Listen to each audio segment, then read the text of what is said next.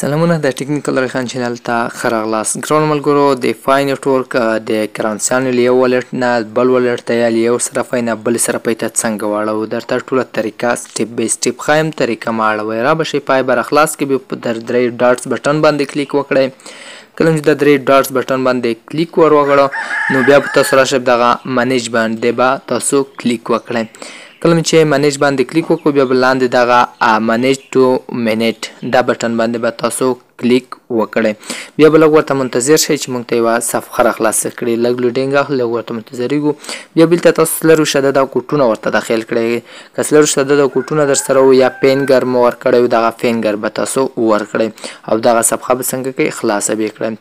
کله چې فینګر کوډ ورکړو تاسو ته به یو توره صفحه راخلاص شي، خپل کوډ به ورکړئ. بیا به راشئ پر همدغه بټن باندې به تاسو کلیک وکړئ.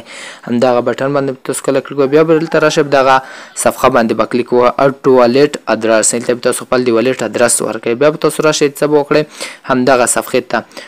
دغه صفحې نه بیا تاسو راشئ دلته به تاسو خپل ادرس کپي کړئ د یو صرافۍ. زه ګیټویټ صرافۍ ته راځم. ګیټویټ صرافۍ نه خپل ادرس را کپي کوم. کله چې ګیټویټ صرافۍ نه خپل ادرس را کپي کوم لږ منتظریږو د صفحه ټوله خلاصه شي د ګیټویټ صرافۍ یا د باینانس یا د هرې صرافۍ وي، خو زه د صرافۍ هغه درته ښیم. بیا به تاسو راشئ په دغه شین خط چې کوم درکړی دلته به تاسو په دغه ځای باندې کلیک وکړئ. باینانس کې درته هر ځای کې درته خلی وي ډیپوزیټ بټن. بیا به راشئ پر همدغه اولنی اپشن باندې به تاسو کلیک وکړئ. کله دا بټن باندې کلیک وکړو تاسو به د سرچ کې ورته ولیکئ پای.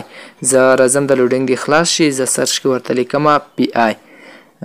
پی آی مې چې کله ورته ولیکو موږ ته اولنی صفحه راکوي پای اپلیکیشن راکوي. بیا به راشئ په پای نه به کلیک وکړئ او بیا به دغه ادرس تاسو څنګه کړئ کپي به یې کړئ. بیا به راشئ خپل د ادرس ته.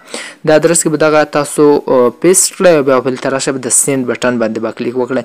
تاسو سره چې په والټ کې څومره کرنسیانې وي تاسو ګیټویټ صرافۍ ته ولیږئ یا باینانس ورکړئ. باینانس کې به در سره شي او بیا تاسو خرڅ کولی شئ چې باینانس څخه یې یو کس ته ولیږئ یا یو چا ته یې ولیږئ او هغه خپل والټ کپي کړئ. تاسو کتلی شئ ما سره 0.0 دی، زما خپله سیڼ نه کړل ځکه چې ما سره دغه فای اپلیکیشن کې نام سټیپ چې دی هغه نه دی بشپړ شوی دی نو ما سیڼ نه کړی ځکه ما سره 0.0 و.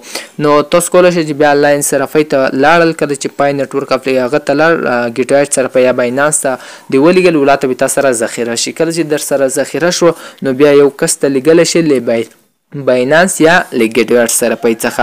هغه ته کله دغه لینک ته راولېږي ډیپوزیټ ته به د دې لینک ور ولېږي او دغه به ورته سینډ کړئ او ده ته به دغه ورسېږي. نو تا ته بیا د هغې په مقابل کې نغدې پیسې درکولی شي.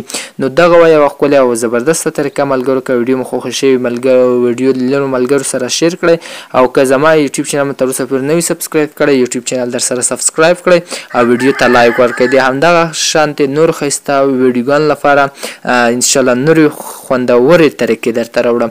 نو ملګرو تاسو زما سپورټ وکړئ، ما سپورټ کړئ. زه تاسو ته خوندورې د فای نیټورک یا د نور کرنسیانو یا د موبایل نور معلوماتي ویډیوګانو لپاره زه در سره یم.